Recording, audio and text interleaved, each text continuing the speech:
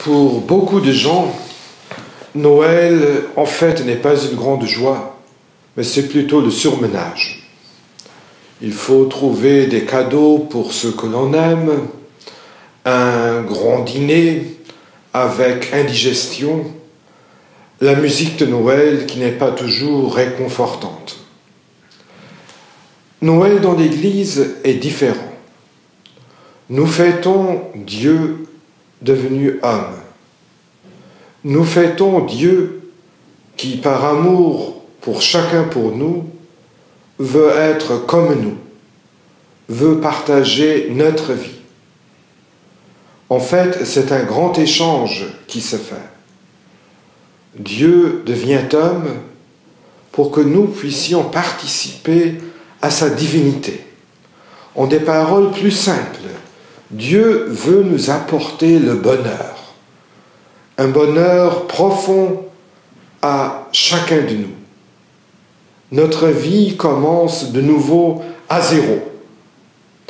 Et ce nouveau début, en fait, se lie parfaitement au Nouvel An.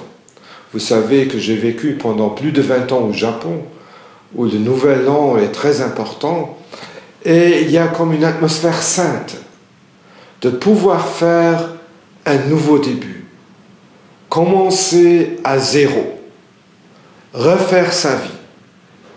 Et je voudrais souhaiter à chacun, à chacune d'entre vous, de vraiment pouvoir fêter Noël, d'être heureux cette journée-là.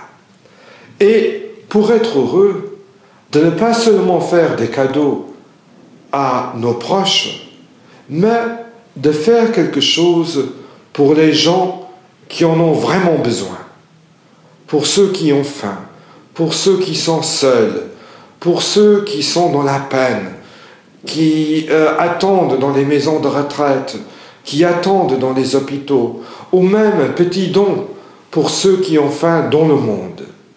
Faites de Noël vraiment une fête. Faites que Noël soit vraiment un jour de joie profonde. Et recommencez à zéro, osez votre vie.